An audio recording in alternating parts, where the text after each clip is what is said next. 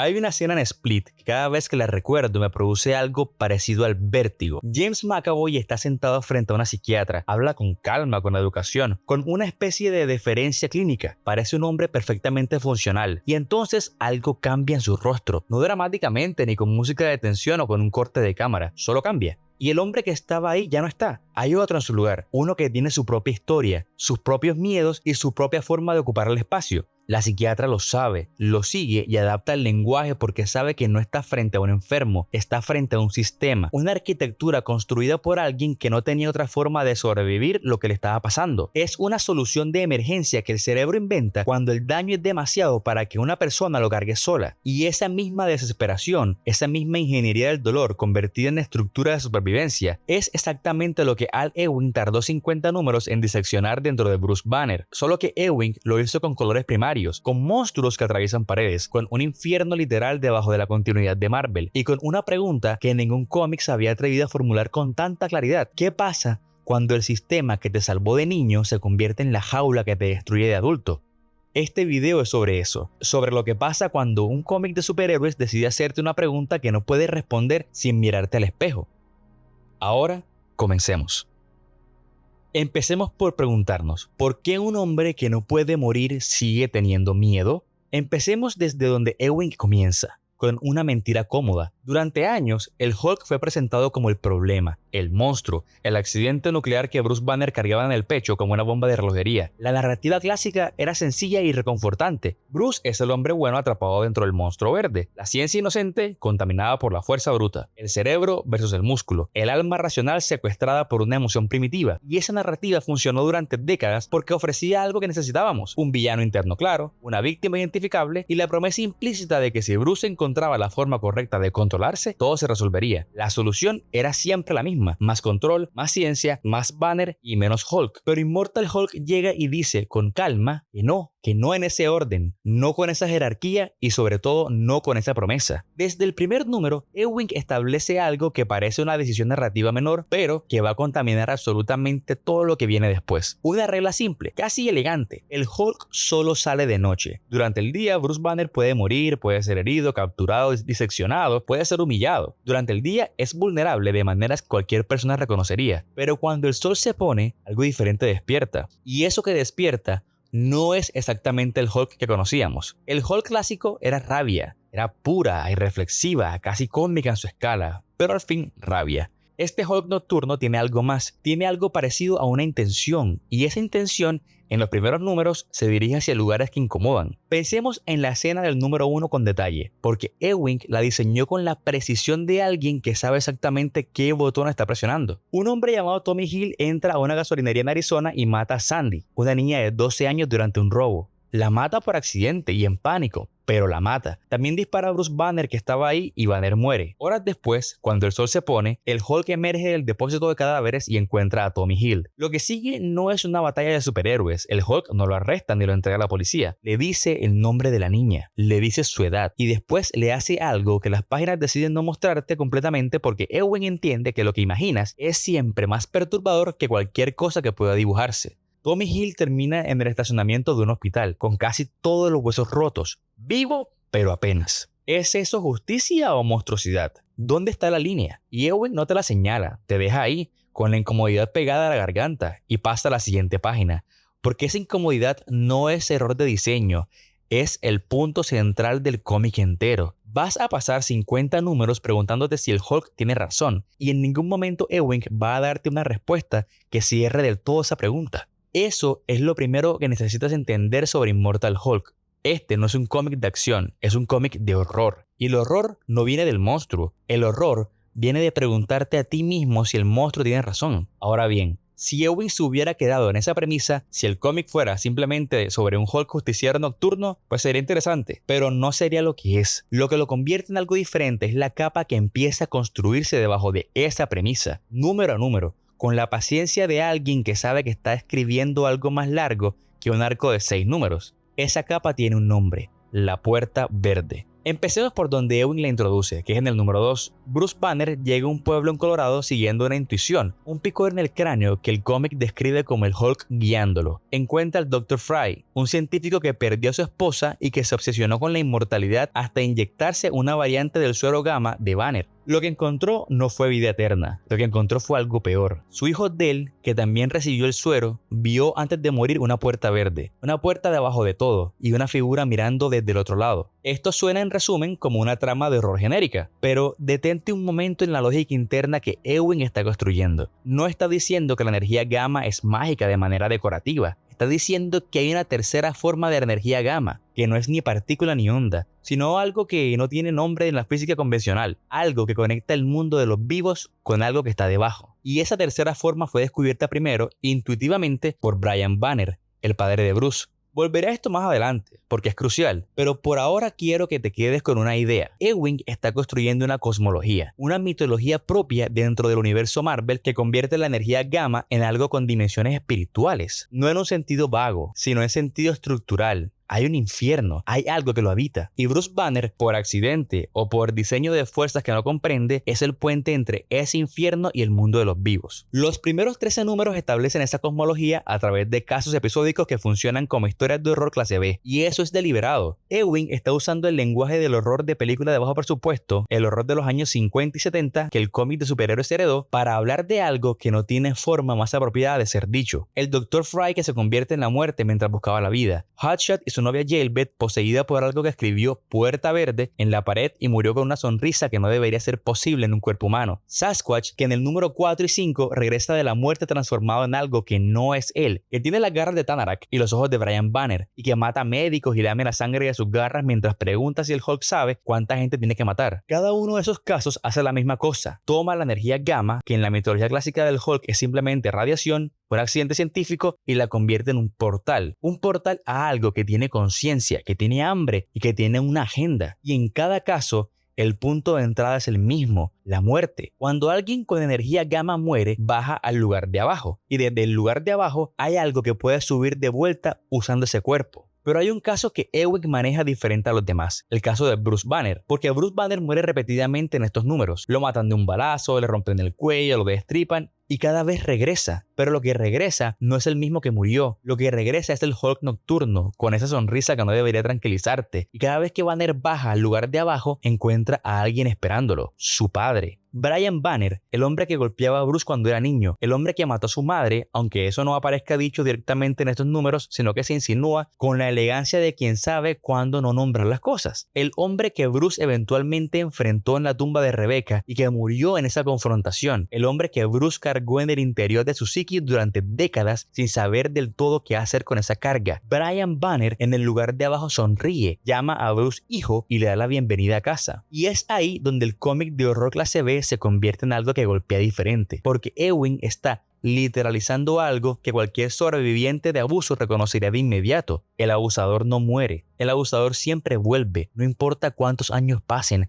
no importa cuánta terapia hagas, no importa si el abusador murió físicamente, el abusador vive en los reflejos, en los sueños, en el momento que menos lo esperas. Ewing tomó ese mecanismo psicológico y lo convirtió en arquitectura narrativa. El trauma de la infancia de Bruce Banner no es una historia detrás, es el motor de toda la historia. Pero hay que ser precisos aquí, porque Ewing no lo hace fácil. Lo fácil habría sido hacer a Brian Banner un villano sin matices, pura maldad sin explicación. Lo que hace Ewing, en cambio, sobre todo en el número 12, es mucho más perturbador. En esta escena, Brian Banner le explica a Bruce cómo llegó a ser lo que fue. Habla de haber crecido sintiéndose indigno de amor, de haber encontrado en Rebecca una salvación inesperada, genuina, un amor que no creía merecer, de haber sido un científico brillante que investigaba la tercera forma de la energía gamma, que se obsesionó con ese trabajo hasta quedarse dormido una noche en el laboratorio y ver en sus sueños una puerta verde y una criatura mirándolo desde el otro lado. Brian lo abandonó todo después de eso, estaba aterrado. Sus colegas empezaron a alejarse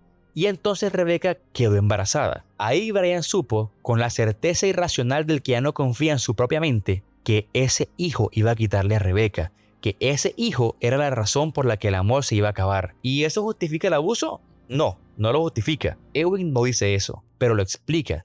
Y hay una diferencia enorme entre justificar y explicar. Una diferencia que el cómic habita con mucha más inteligencia de lo que se le reconoce habitualmente. Brian Banner fue dañado antes de dañar. Fue tocado por algo que no entendía, que lo llenó de un miedo que no pudo procesar. Y ese miedo no procesado se convirtió en violencia hacia lo más cercano, hacia el hijo, hacia Bruce. Y Bruce, que creció dentro de esa violencia, que aprendió a sobrevivirla fragmentando su identidad en personalidades que pudieran manejar lo que una sola no podría, lleva dentro de sí las huellas de esa dinámica, incluyendo, y esto es lo que el cómic va a demostrar durante 50 números, la incapacidad de ver claramente la diferencia entre la rabia justa y la rabia heredada. Tienes que decidir cuánto de la historia de Brian crees. Esa es la trampa que Ewing entiende y que es hermosa precisamente porque no tiene fondo. ¿Es Brian una víctima genuina que también fue victimario? ¿O es un abusador que aprendió a construirse una narrativa de víctima para seguir teniendo poder sobre su hijo incluso desde la muerte? El cómic no te lo dice. Te deja vivir en esa ambigüedad porque esa ambigüedad es exactamente lo que vive un sobreviviente de abuso. La pregunta de si el daño que te hicieron tiene explicación y si esa explicación cambia algo de lo que sientes hacia quien te lo hizo. En el número 3, antes de que lleguemos al lugar de abajo, hay otra escena que quiero analizar porque creo que es una de las más elegantes del arco inicial. Jackie McGee, periodista del Arizona Herald, está rastreando al Hulk. Reconstruye los eventos de una iglesia en Dakota del Sur donde Hotshot tomó rehenes porque su novia Jailbait estaba poseída y él quería que un sacerdote la exorcizara. 4 testigos diferentes, 4 versiones distintas del mismo evento. El policía que llegó primero, el bartender de enfrente, la anciana del vecindario y el sacerdote. Cada uno vio algo diferente. No porque alguno mienta, sino porque cada uno tenía un marco diferente para procesar lo ocurrido. El policía vio una amenaza contenida, el bartender vio un hombre desesperado, la anciana vio a un monstruo y el sacerdote vio una intervención sobrenatural. Pero ¿por qué Ewing abre así ese número? Porque está estableciendo algo sobre la naturaleza de la verdad en este cómic. La verdad sobre Bruce Banner, sobre Hulk, sobre lo que ocurre con la energía gamma, no va a ser una sola cosa vista desde un solo ángulo, va a ser múltiple, contradictoria, dependiente de quién mira y desde dónde mira. Jackie McGee es el personaje que va a sostener esa multiplicidad durante toda la serie. Ella es la testigo, la periodista que viene con preguntas y que se niega a conformarse con respuestas simples y tiene una razón personal para estar ahí. Cuando tenía 15 años, el Hulk destruyó su casa, su barrio y su vida anterior. Ella creció con esa herida. Cuando finalmente lo enfrenta y le pregunta ¿cómo puede ella ser como el Hulk? Hulk le dice que se vaya a casa. Y este es un rechazo que parece crueldad, pero es también el Hulk diciéndole que no quiere eso, que no entiende lo que está pidiendo. Ella va a seguir preguntando y el cómic le va a mostrar con una honestidad que duele un poco que tenía razón en seguir preguntando y que el Hulk tenía razón en advertirle. Eso es la tensión del arco inicial. Y antes de cerrar esta primera pregunta, hay que hablar de lo que ocurre en los números del 7 al 9, porque ahí es donde los Vengadores muestran su cara. Los héroes más poderosos de la Tierra llegan a Iowa para detener al Hulk. La batalla es larga y brutal, espectacular en el sentido más técnico de la palabra. Thor recibe un golpe que le fractura el cráneo. She-Hulk es lanzada a kilómetros. El Capitán América bloquea un puñetazo con su escudo y en ese escudo el Hulk ve el reflejo de Brian Banner. Y en ese detalle microscópico, Ewing te recuerda que el Hulk no está solo peleando contra los Vengadores. Está peleando contra el fantasma de su padre en cada reflejo, en cada superficie brillante, en cualquier cosa que devuelva su imagen. Al final Tony Stark dispara el Helios, un láser ultravioleta masivo que destruye completamente la ciudad de Georgeville y deja el cuerpo de Bruce Banner carbonizado en el suelo. El Capitán América se para enfrente de ese cuerpo. Era su amigo y lo mataron. Esa escena y ese momento donde Rogers dice eso no es un accidente narrativo. Ewing lo está poniendo ahí para que funcione en múltiples niveles. A nivel de superficie es la consecuencia de la batalla, pero a un nivel temático es una pregunta sobre qué hacen las instituciones con las cosas que no pueden controlar. No las destruyen porque sean malvadas. Las destruyen porque son un inconveniente y después se permiten el lujo del remordimiento. Después del ataque, los restos de Banner son entregados a Shadow Base, donde el Dr. Clive los disecciona. Literalmente, los órganos los pone en frascos, la cabeza consciente en un tarro de vidrio, viendo lo que le están haciendo al resto del cuerpo e incapaz de hablar porque no tiene cómo. Y en esa situación de humillación absoluta, el Hulk todavía encuentra la forma de dar el dedo. Literalmente, una mano cercenada extiende el dedo medio hacia el Dr. Clive. Es una imagen grotesca, pero también es brillante porque Ewing está diciendo algo sobre la resistencia. Dice que incluso cuando te quitan absolutamente todo, cuando te reducen a piezas en frascos, cuando no puedes hablar ni moverte ni gritar, puedes seguir encontrando la forma de decirle a la persona que te está destruyendo que no lo hizo. Y entonces el Hulk chasquea los dedos. La onda de choque revienta todos los frascos. Los órganos se jalan unos hacia otros con esa física que el cómic establece como natural dentro de su lógica. Hulk se rearma alrededor del Dr. Clive, que lo perdió por completo, que está suplicando, que se está disculpando demasiado tarde, y el Hulk lo absorbe, literalmente lo incorpora a su propio cuerpo y sale tunelado hacia la superficie. Eso es lo que hace el horror de Ewing diferente al horror convencional. El horror convencional te asusta con el monstruo, Ewing te asusta con lo que el monstruo representa, la consecuencia inevitable de tratar a algo que siente como si no sintiera. El Dr. Clive pagó el precio de su arrogancia, y la pregunta que queda flotando no es si el Hulk hizo mal en matarlo. La pregunta es, ¿quién creó las condiciones para que ese encuentro fuera posible? ¿Quiénes entregaron a Banner a Shadowbase? ¿Quiénes miraron para otro lado? Pero regresemos a la pregunta que abre este bloque. ¿Por qué un hombre inmortal sigue teniendo miedo? Bueno, es porque la inmortalidad no es un escudo, es una condena. Cada vez que Bruce Banner muere, baja al lugar de abajo y encuentra a su padre esperándolo. La muerte no es un escape del trauma, es una nueva forma de experimentarlo, una forma donde el trauma tiene un rostro específico, una voz específica y todo el tiempo del mundo para hablar. Y hay algo más, algo que Ewing está construyendo casi en silencio durante estos primeros 13 números. El miedo de Bruce no es solo Brian, es sí mismo. Es a lo que ya sabe que es capaz de convertirse. Cuando el Hulk dice que él no es el fin del mundo, sino que él es lo que define qué es el fin del mundo, no está fanfarroneando. Está describiendo con la precisión aterradora de alguien que se conoce demasiado bien el límite exacto de su propia destructividad. Un hombre que no puede morir sigue teniendo miedo porque sabe exactamente de qué es capaz. Y eso es más aterrador que cualquier otra cosa que puedan hacerle desde afuera.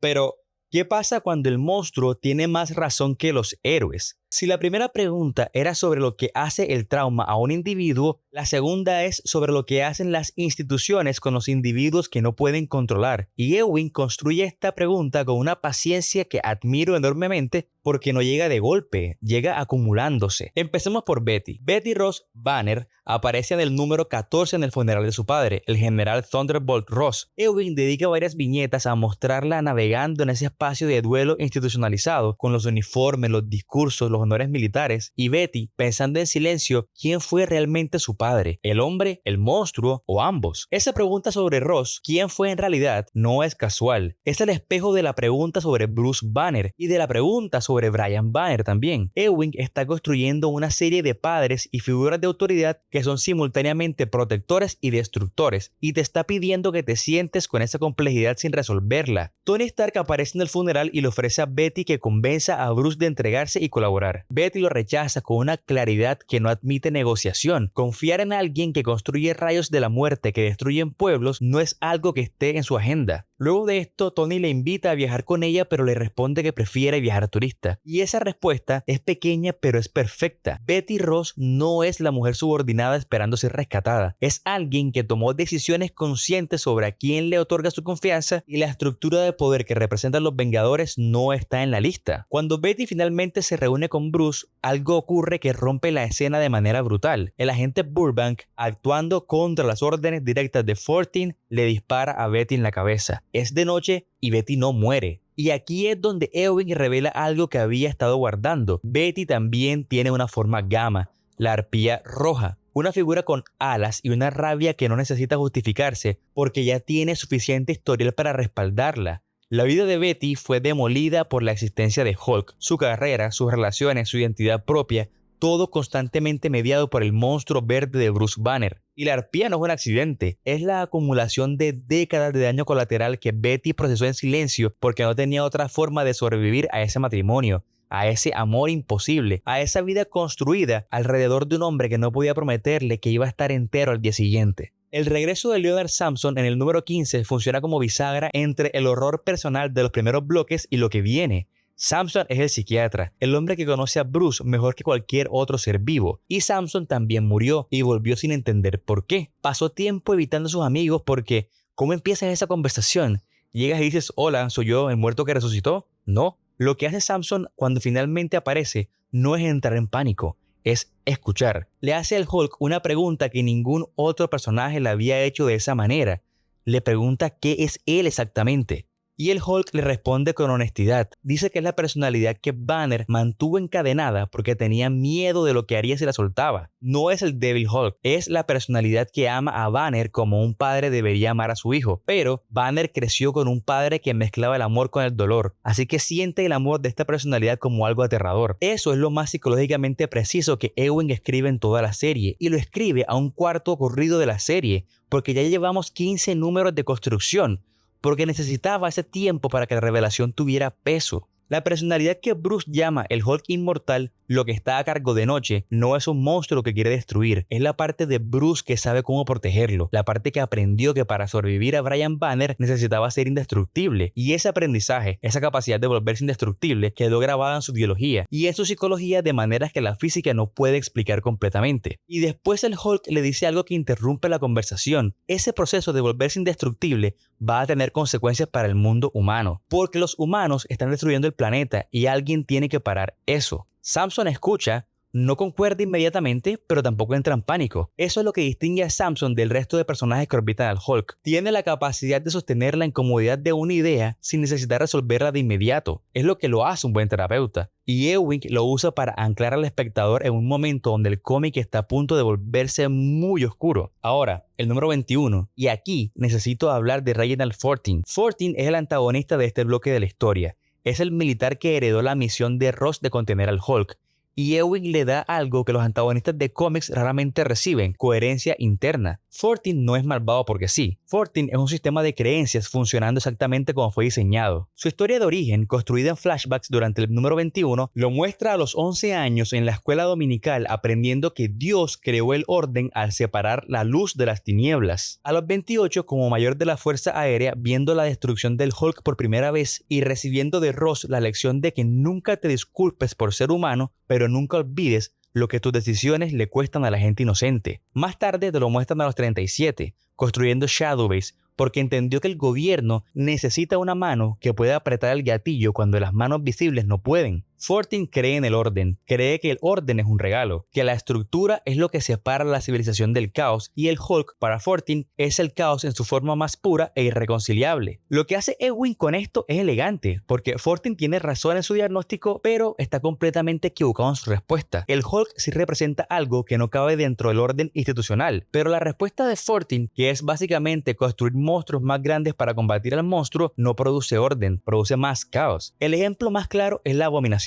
Fortin toma los restos biológicos de Emil Blonsky y el cuerpo de Rick Jones, el mejor amigo de Bruce desde los primeros días del Hulk, y los fusiona para crear una nueva Abominación. Esto no es solo una decisión táctica monstruosa, es una decisión que revela algo sobre la lógica institucional. Para el sistema, las personas son recursos. Rick Jones no era una persona con historia, con amor, con significado para alguien. Era material genético útil. Y cuando el Hulk descubre que dentro del monstruo que lo está destruyendo está la cara deformada de Rick Jones pidiendo ayuda, la respuesta no es más furia, es algo parecido a la devastación, porque el sistema acaba de instrumentalizar lo más cercano que Bruce ha tenido como un hermano. Eso es lo que las instituciones hacen con el material humano que no puede protestar. Lo procesan. Fortin no termina como villano externo. En el número 21 hace algo que nadie esperaba. Se fusiona con la carcasa biológica de la Abominación. El hombre que creía encarnar el orden se convierte en la criatura del caos que tanto despreciaba. Ewing dibuja esa ironía sin subrayarla.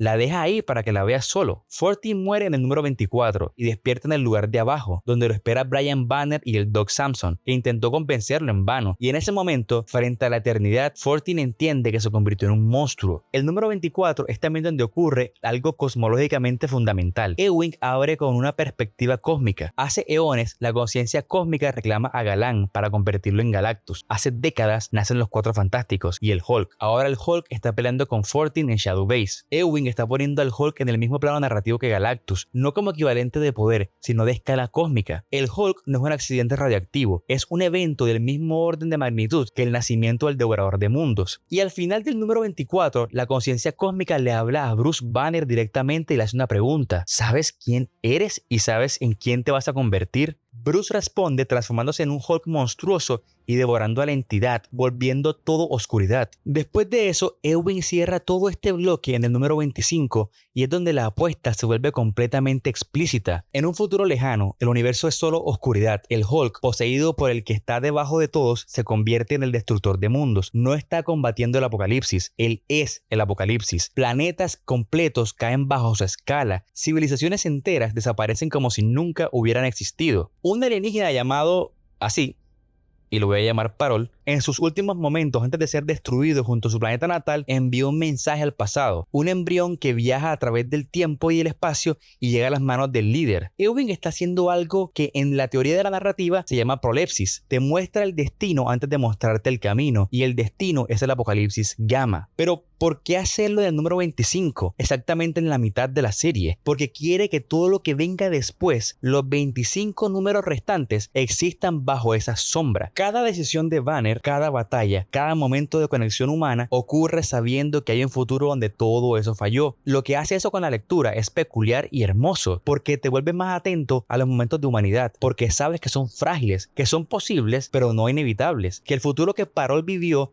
no es el único futuro posible, pero que la distancia entre ese futuro y otro mejor no está garantizada. Ese es el peso que Ewing coloca sobre los hombros de Banner y sobre los hombros de nosotros los lectores. Y antes de cerrar esta parte, hay dos escenas que pertenecen aquí y que creo que son de las más importantes de toda la serie. La primera está en el número 19, cuando el Hulk, en su estado más demolido, sin brazos, sin piernas, deshecho por el ácido de la abominación, construida con el cuerpo de Rick Jones, mira hacia arriba y escucha la voz de Betty, la mujer que lo amó cuando no había nada amable en él, que ahora carga con décadas de consecuencias de ese amor, que se transformó en la arpía roja no como regalo, sino como otra capa de daño de la que nadie le preguntó si quiere recuperarse, y Betty le arranca el corazón, literalmente, y lo muerde. Si lo lees como violencia gratuita, te estás perdiendo la mitad. Porque dentro de la lógica de Immortal Hulk, Betty está ejecutando un reinicio forzado en el sistema de Banner. Está usando su propia energía gamma, su propio dolor convertido en poder, para darle a Bruce la oportunidad de volver a funcionar. No es romanticismo ni tampoco heroísmo convencional. Es alguien que conoce el sistema de otra persona mejor de lo que el sistema se conoce a sí mismo en ese momento, y que usa ese conocimiento para ayudar de la única manera que todavía funciona. La segunda escena está en el número 20, cuando Bruce baja al lugar de abajo después de ese reinicio y finalmente ve a su madre, Rebecca Banner, pero la ve de espalda. Aquí Bruce llora y le pide que por lo menos lo mire, pero Rebecca no se da la vuelta y la puerta verde se abre para devolverlo al mundo porque todavía no es tiempo. Ese es el golpe más silencioso de todo el cómic, porque no hay una batalla ni tampoco hay monstruo, solo un hombre pidiendo que su madre lo mire y la negativa de esta. Rebecca Banner es el personaje más ausente de toda la serie y por eso el más poderoso. Es la persona cuya presencia podría haber cambiado todo. Es el amor que Brian Banner destruyó antes de que Bruce pudiera recibirlo completamente, y su ausencia en el lugar de abajo, esa espalda vuelta que no responde, es la herida que Ewing deja sin cerrar deliberadamente durante casi toda la serie, porque algunas heridas no se cierran, solo se aprende a vivir con ellas. Y al final del número 20, una voz le habla a Bruce Banner desde la oscuridad, le pregunta si sabe quién habla, si sabe quién es el mismo, le pregunta si es Gebura o Golachap, si es hombre o monstruo, le pregunta en qué va a convertirse Bruce Banner. Es la pregunta que el número 25 va a responder con el apocalipsis gamma, y también la respuesta que el número 50 va a responder con un hombre caminando solo por una calle, y es ¿qué pasa cuando el monstruo tiene más razón que los héroes? Bueno, pasa que el mundo se vuelve más complicado de lo que la narrativa de superhéroes prometió que sería,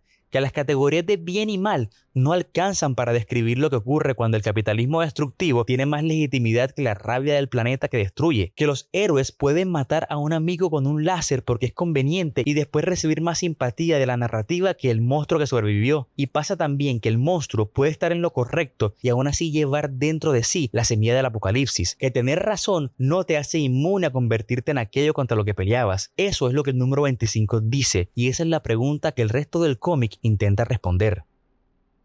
Ahora, ¿puede un hombre roto salvar algo que no sea a sí mismo? Hay una palabra que aparece repetidamente en este bloque de la historia y que creo que es la clave de todo lo que Ewing construye aquí. posesión, pero no en el sentido de tener algo, sino en el sentido de ser tomado por algo más grande que tú. El líder posee a Rick Jones, posee a Del Fry, intenta poseer a Green Scar, el que está debajo de todos poseía a Brian Banner en vida, la corporación Roxxon posee a sus empleados de maneras más sutiles pero igual de totales. El trauma de la infancia posee a Bruce Banner de maneras que él mismo todavía no termina de mapear. Ewing está usando el concepto de posesión como metáfora central de este bloque, y la pregunta que plantea no es cómo resistir la posesión, sino cómo distinguir en las personas que ves frente a ti qué parte de lo que hace viene de ella y qué parte viene de lo que la posee. Eso es una pregunta muy precisa, porque ¿en qué medida somos autores de nuestras propias acciones cuando estamos formados, deformados y parcialmente dirigidos por fuerzas que no elegimos? ¿El abusado que se convierte en abusador es responsable? ¿El sistema que formó al abusador tiene responsabilidad? ¿Dónde termina la determinación y empieza la agencia? Ewing no resuelve esas preguntas, las sostiene en tensión durante 14 números, y para entender cómo llega ahí hay que recorrer el camino en orden. Empecemos por el 26. Bruce Banner graba un manifiesto, lo sube a internet diciendo que toma control de Shadow Base y lo convierte en su base de operaciones. Aquí reclutan a Namor declarando que va a destruir el mundo que los humanos están construyendo para salvar el planeta que están destruyendo. El Hulk quiere acabar con la civilización industrial. Primer instinto, esto suena como un plan de supervillano, pero segundo instinto, si te detienes a pensar, ¿tiene razón? Ewing aquí está haciendo algo que los cómics de superhéroes raramente hacen, y es tomarse en serio el monstruo, no como una amenaza que debe ser contenida, sino como una perspectiva que debe ser escuchada. Los humanos están envenenando los océanos, calentando la atmósfera, agotando los ecosistemas. El Hulk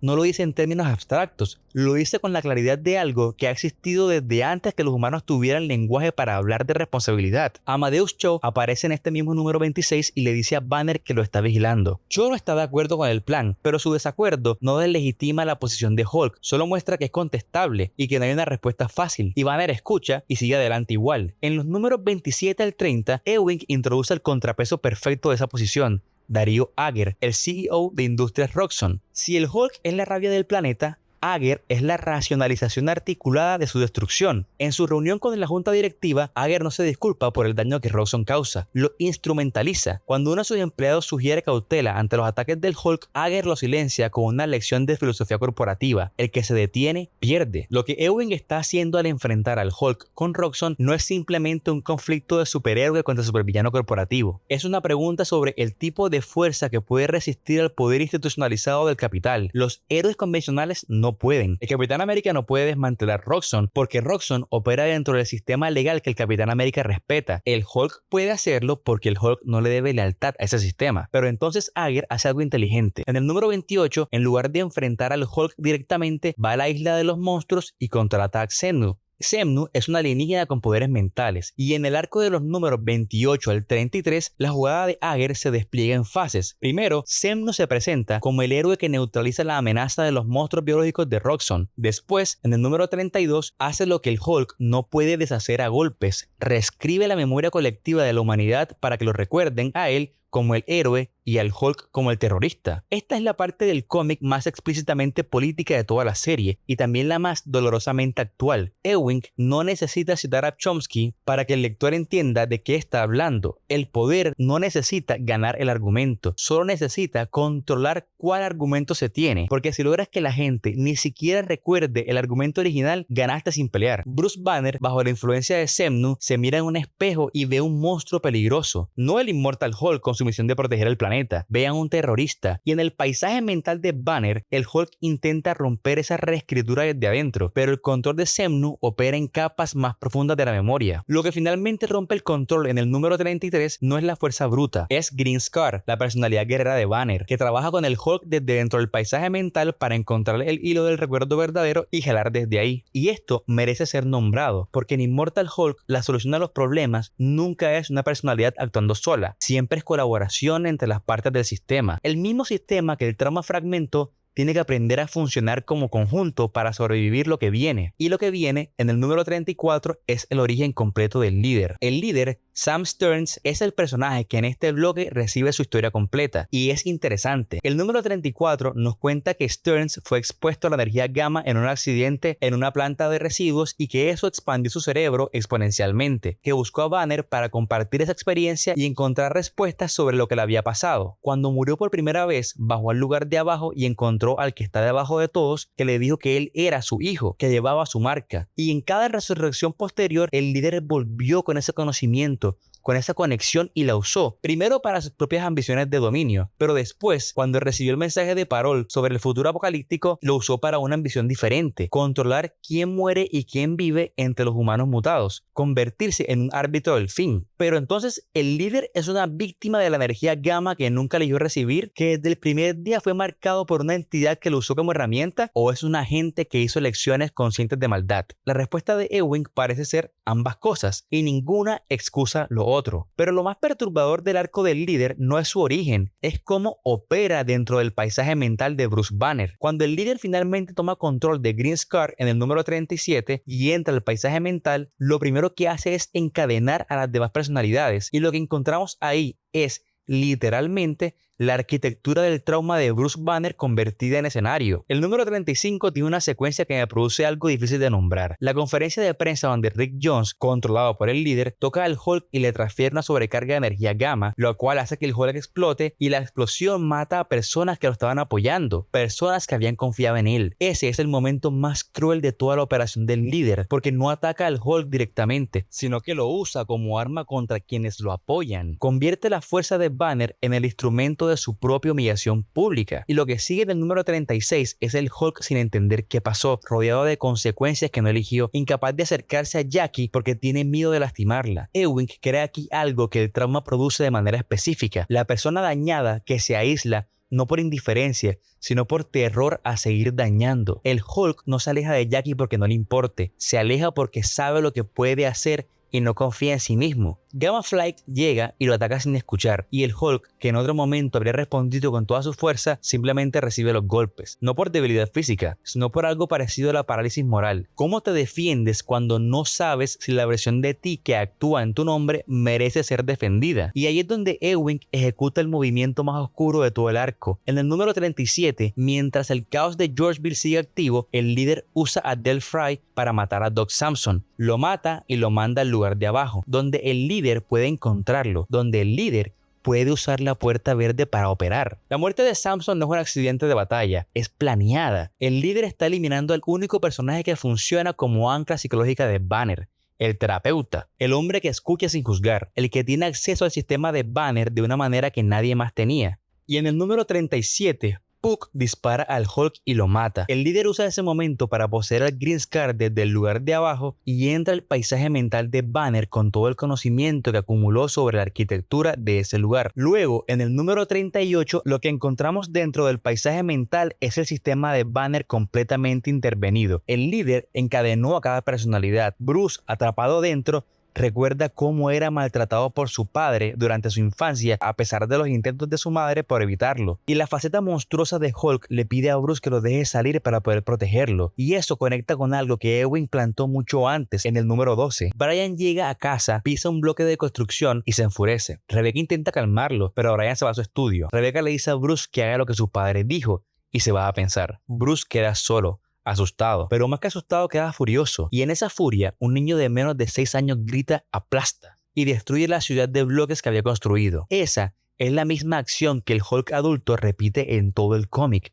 la misma palabra, el mismo gesto. Lo que Ewing está mostrando es que el Hulk no nació con la bomba gamma. El Hulk nació en esa sala de juegos, cuando un niño de 6 años que no tenía palabras para su dolor encontró la única respuesta que podía articular: la destrucción de todo lo que había construido. La bomba gamma solo le dio escala. La raíz de todo esto es anterior, y eso es devastador y también es liberador, porque si la raíz es anterior a la bomba, entonces hay algo en Bruce Banner que existía antes del monstruo y puede existir algo después del monstruo. Hay un niño asustado y furioso que merece más de lo que recibió, y eso Aunque suene simple, es la base de cualquier proceso de sanación real. Pero Ewing no llega a la sanación todavía quedan números muy oscuros. En el número 39, el líder dentro del paisaje mental de Banner se transforma en una criatura grotesca, le arranca la cabeza al Devil Hulk y le extrae el corazón, mata a esa personalidad y después se lleva a Bruce a través de una puerta verde mientras Joe Fixit y el Hulk salvaje quedan atrapados. Y afuera, en el mundo físico, Puck retiene el cuerpo debilitado del Hulk para drenarle la radiación gamma. El sistema de Banner está roto en sus piezas más fundamentales. Bruce está en el lugar de abajo. El Devil Hulk está muerto. Lo que queda operativo es Joe Fixit y el Wild Hulk, que no son exactamente la combinación más estable para tomar decisiones a largo plazo. El líder ganó esa batalla y la pregunta que Ewing deja al terminar esta parte del cómic sin responderla es: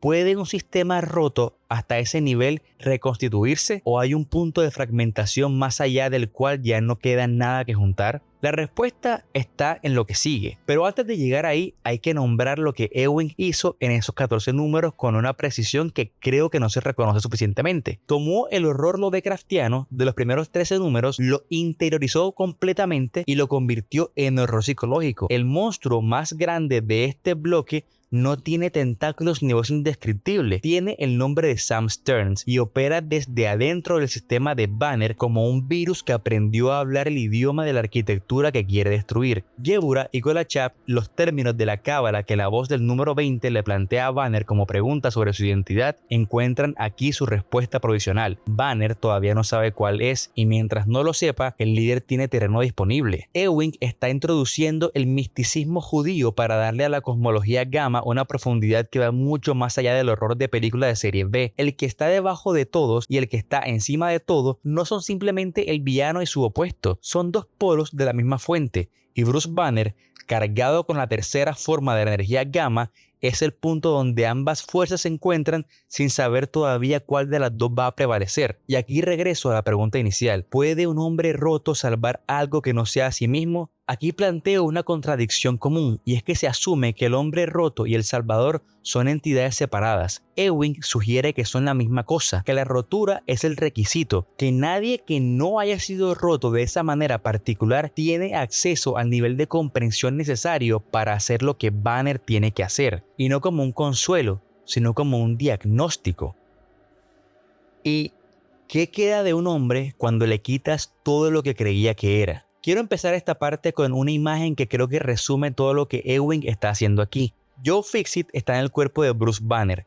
Es de día, está en Nueva York y está robando carteras. No con los poderes del Hulk, sino con las habilidades de un ladrón callejero experimentado, que es básicamente lo que Joe Fixit es cuando no tiene acceso a un cuerpo de 4 metros de músculo gris. Estafa, miente con encanto, compra ropa que Banner nunca usaría y en un momento dado ve a un policía golpeando a un adolescente de la brigada juvenil sin motivo aparente. Y Joe, que sabe exactamente lo que implica intervenir, que sabe que llamar la atención sobre el cuerpo de Banner es exactamente lo que no debe hacer, interviene de todas formas. Hay algo en ese gesto que me parece clave para entender quién es Joe Fixit en realidad. Joe es un cínico, es un egoísta, tiene un código que no es el código de los héroes convencionales, pero Joe tiene un código y en ese código los poderosos que abusan de los débiles merecen lo que sea que el más fuerte en la sala puede darles. Esa es la herencia del abuso de Brian Banner convertida en algo funcional. El niño que no pudo defenderse a sí mismo de su padre construyó una personalidad que sabe cómo defender a otros del poder arbitrario. Joe Fixit es feo, es moral y convencionalmente cuestionable, pero es la personalidad que dice no mientras yo esté aquí. Y al mismo tiempo, Joe sabe que no es el protagonista de esta historia. Hay un momento en el número 48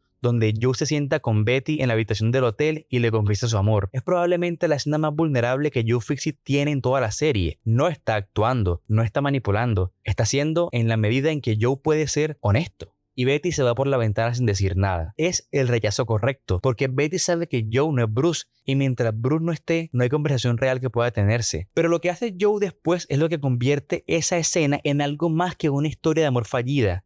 Sale de la habitación, le dice a She-Hulk y a Jackie que Betty se fue y anuncia que es hora de ir a buscar a Bruce. Joe Fixit va a buscar a Bruce Banner sabiendo que si lo trae de vuelta deja de ser el conductor, que vuelve a ser la personalidad en el fondo del sistema, el instinto de supervivencia que sale cuando las demás fallan, que pierde lo que sea que significa libertad para una personalidad que normalmente vive bajo el control de otras. y lo hace de todas formas. Ese es el momento donde Joe Fixit se convierte en un héroe. No un héroe convencional, sino en un héroe de la clase que el cómic convencionalmente rara vez muestra. Alguien que hace lo correcto a expensas de su propia continuidad. Pero antes de llegar a ese momento hay que recorrer los números del 40 al 47, que son algunos de los más oscuros de toda la serie. Después de que el líder destruye la estructura interna de Banner y se lleva a Bruce al lugar de abajo, lo que queda en el cuerpo físico es un sistema sin su componente central. Joe Fixit tiene que navegar ese vacío y lo que Ewing muestra es que un sistema fragmentado puede funcionar torpemente e imperfectamente sin su parte esencial, pero que esa función tiene un costo. Cada vez que Joe toma una decisión que Bruce tomaría diferente, el gap se hace más visible. Cada vez que el Hulk emerge en circunstancias donde Bruce habría encontrado una salida diferente, la ausencia de Banner se siente como un ruido de fondo que va creciendo. Los UFOs enviados por Gyrich lo capturan en el momento más débil. X-Ray lo reduce a un esqueleto y el líder usa ese momento para bloquear la puerta verde con una puerta roja. El Hulk no puede resucitar. Este es un momento oscuro porque no hay una solución narrativa clara. El Hulk no puede volver. Bruce está en el lugar de abajo. El sistema está roto en sus piezas más fundamentales y lo que Ewing propone como respuesta no es un héroe más poderoso llegando a rescatar la situación.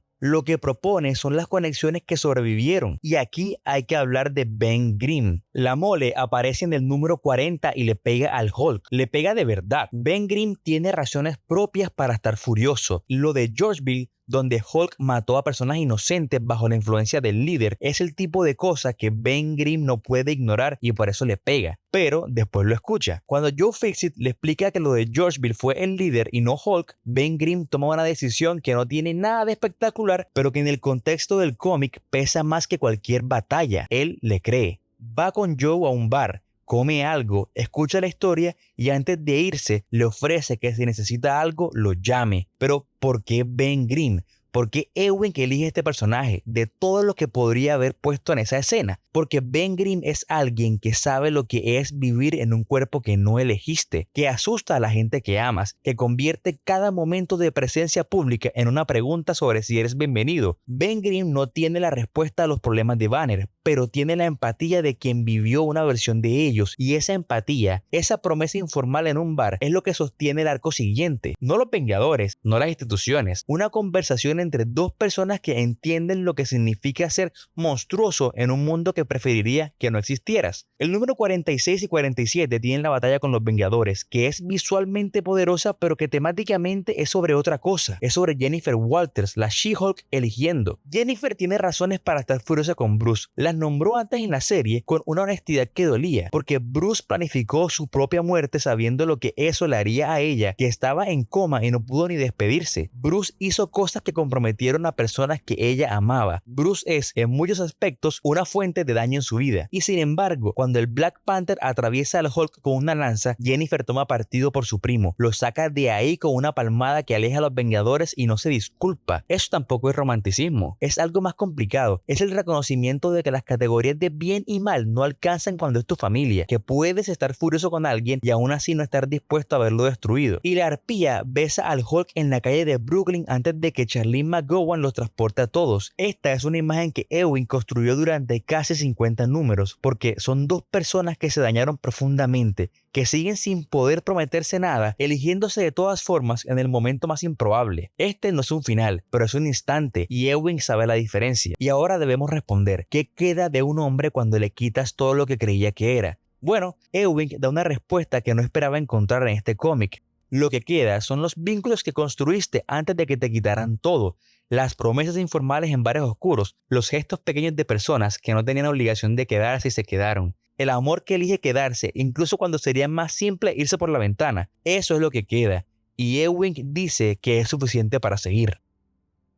Pero ¿qué le queda al universo cuando el monstruo decide perdonar? El número 50 de Immortal Hulk comienza en 1901, en Ohio, y empieza por ahí por una razón que Ewing dejó sembrada desde el principio de la serie sin que lo notaras. Hay dos hermanos, Samuel Stearns primero y Robert Stearns. Juntos descubren la radiación gamma. Es una escena como cualquier otra sobre el origen del conocimiento científico, donde hay curiosidad, colaboración y el brillo de descubrir algo que nadie había nombrado antes. Y entonces Robert ataca ataca a Samuel, lo mata con su propio descubrimiento. Después llega Beatrice Banner embarazada buscando ayuda y Robert la echa. Ewing está mostrando el origen del origen, la primera vez que la violencia contaminó la energía gamma, la primera vez que un descubrimiento se convirtió en arma entre personas que debían cuidarse mutuamente, la primera vez que alguien fue expulsado y tuvo que cargar solo con las consecuencias. De Robert Stearns viene la línea que lleva al líder. De Beatrice Banner viene la línea que lleva a Brian Banner, que lleva a Bruce Banner y que lleva al Hulk. Dos hombres que se traicionaron en 1901, ciento y pico años de consecuencias, el fin del universo como posibilidad concreta en el número 25 y dos Hulks bajando al lugar de abajo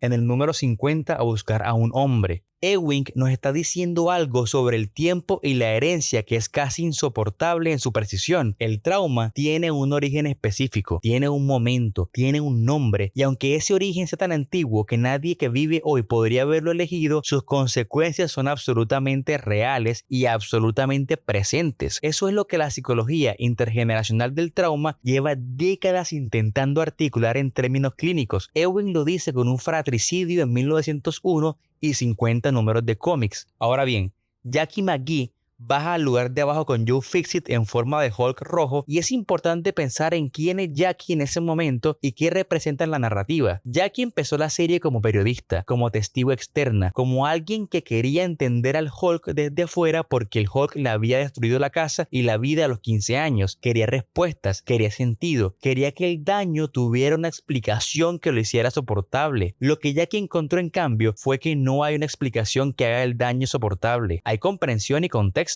Hay la posibilidad de ver los hilos que conectan las cosas, pero el daño no desaparece porque lo entiendas. Jackie también terminó contaminada con la energía gamma. Tiene poderes que no eligió. Es parte del mismo sistema que quería observar desde afuera. Y aquí está, en el número 50, bajando al infierno con Joe Fixit para buscar a un hombre que destruyó su vida de niña. No porque lo perdone, no todavía, sino porque entendió que dejar a Bruce Banner en el lugar de abajo no resuelve nada. Que el apocalipsis gamma que el número 25 mostró es real como posibilidad y que la única forma de alejarse de ese posible futuro es sacar a Banner de donde el líder lo tiene. Eso es una decisión adulta y dolorosa y completamente anticlimática en el sentido cinematográfico. No hay momento de inspiración, no hay un discurso del héroe. Hay una periodista gamma que baja al infierno porque es lo que tiene sentido hacer aunque no le deba nada a nadie. Dentro de la estructura monstruosa donde el líder espera están los cascarones, las proyecciones de las personas importantes para Bruce Banner. Brian Banner primero, que fue el primero en llegar y siempre lo estará de alguna manera.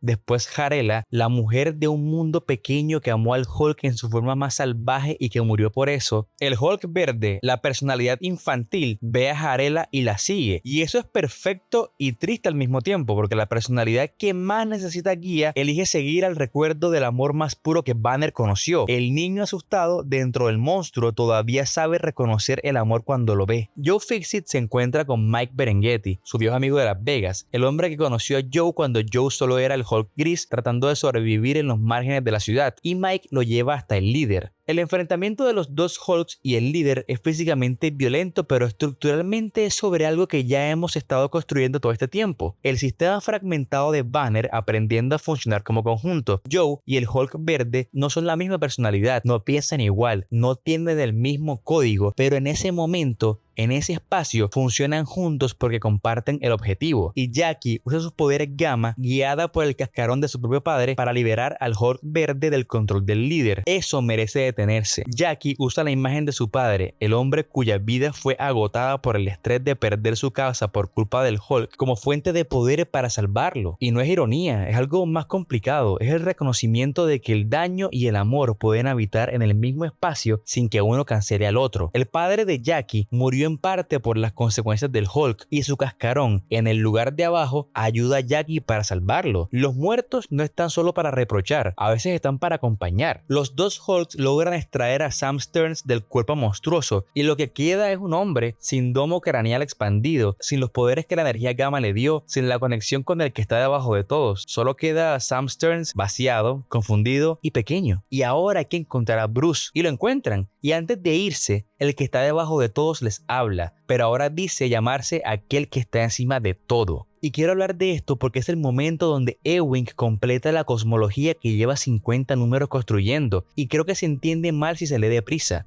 El que está debajo de todos y el que está encima de todos son la misma entidad. No son dos entidades opuestas, son dos aspectos de una sola. La destrucción y la creación son inseparables porque sin destrucción no hay espacio para la creación y sin creación no hay espacio para destruir. El infierno gamma no es el opuesto al cosmos gamma, son el mismo ciclo visto desde extremos opuestos. Brian Banner lo intuyó en sus sueños en el laboratorio, sintió la presencia de algo al otro lado de la puerta verde y le tuvo tanto miedo que abandonó la investigación y destruyó a su familia tratando de huir de ese miedo. El líder lo buscó como fuente de poder. Quiso ser el arquitecto del fin porque creyó que controlar al fin era la forma más total de poder. Bruce Banner lo encarna. No porque lo eligió, sino porque es lo que es, producto de toda esa cadena de trauma y conocimiento y accidente y dolor. Es el punto donde todas las líneas convergen y el Hulk verde decide perdonar a Sam Stearns. Tomemos un momento aquí. Sam Stearns destruyó a Doc Samson, manipuló a Rick Jones durante meses, lo usó como marioneta mientras el cuerpo de Rick hacía cosas horribles y el alma de Rick estaba atrapada adentro sin poder detenerlas. Intentó desintegrar la identidad de Bruce Banner desde adentro, planeó el apocalipsis gamma con la fría racionalidad de alguien que cree que entender el fin es lo mismo que controlarlo. Stearns no merece el perdón. Si hay un criterio objetivo de merecerlo, Stearns no lo pasa, pero el Hulk lo perdona de todas formas. Y esto es lo más radical de toda la serie, no la inmortalidad, ni el horror cosmológico, ni la crítica política. El gesto más disruptivo, el que rompe más completamente las expectativas del género, es un monstruo eligiendo soltar el rencor hacia quien le hizo el mayor daño.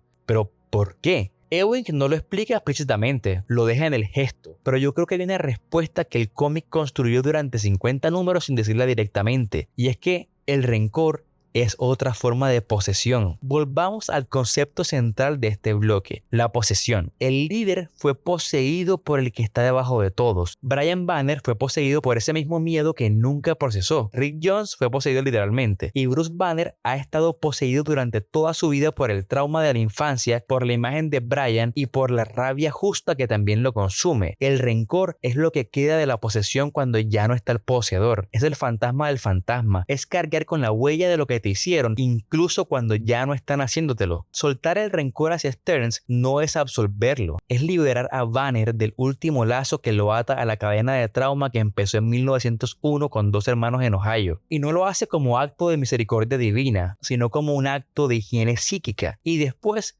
los dos Hulk salen del lugar de abajo cargando los cuerpos de Bruce y de Stearns. Walter Lankowski y la Mole abren el portal, vuelven al edificio Baxter. Reed Richards explica cómo reabrió el portal y Bruce Banner sale a la calle. La última imagen del número 50 es Bruce Banner solo en una calle, sin escolta, sin uniforme, sin la escala épica de todo lo que acaba de ocurrir. Solo un hombre en la ciudad que empieza el día siguiente. Ewing escribe que sale con mayor confianza en sí mismo, quizá dispuesto a vivir con sus alter egos, que parecen haber solucionado sus diferencias. Quizá una palabra, y esa es la palabra correcta. Porque Ewing ha sido honesto durante 50 números sobre lo que la recuperación del trauma parece. No parece curación, no parece resolución, no parece que de repente las piezas se encajan y el ruido se detiene. Parece un quizá. La posibilidad frágil y real al mismo tiempo de que las cosas sean diferentes, de que el sistema pueda funcionar de manera menos destructiva, de que el niño que gritaba aplasta en esa sala de juegos pueda encontrar eventualmente otras palabras. Para Bruce Banner, ese quizá representa más que cualquier victoria cósmica, representa la posibilidad del día siguiente. Entonces, ¿qué le queda al universo cuando el monstruo decide perdonar? Le queda un hombre solo en una calle con más confianza en sí mismo de la que tenía ayer. Le queda la posibilidad de que ese hombre no se convierta en el destructor de mundos que el futuro del número 25 mostró. Le queda la demostración de que el destino no es una línea fija, sino una tendencia que puede interrumpirse si alguien en el momento correcto hace el gesto más difícil de todos. Y no es el gesto más poderoso, es el más difícil, que es soltar. Si llegaste hasta acá, ya sabes lo que eso significa. Este no es un video corto, no es contenido fácil. Es 50 números de un cómic que decidió hacerte preguntas que duelen y tú elegiste quedarte hasta el final. Eso no es algo que doy por sentado. Pero hay algo que quiero decir antes de cerrar, y es que este canal existe porque hay gente que lo sostiene, no como algo abstracto, sino como algo literal. Los que lo reproducen cada lunes, aunque tengan la semana encima, los que se toman el tiempo de escribir un comentario, de discutir una interpretación, de decir no estoy de acuerdo y esto es por qué, los que debaten con la misma seriedad con la que yo intento escribir, los que comparten el video sin que nadie se los pida, los que simplemente están video tras video sin hacer ruido pero sin irse. Sin ustedes, esto no es un canal. Es un tipo hablándole a la pantalla en silencio. Lo que hago acá, el análisis, las preguntas, toda esa investigación, todo esto tiene sentido si hay alguien del otro lado dispuesto a tomárselo en serio. Y todos ustedes lo hacen, cada semana también lo hacen.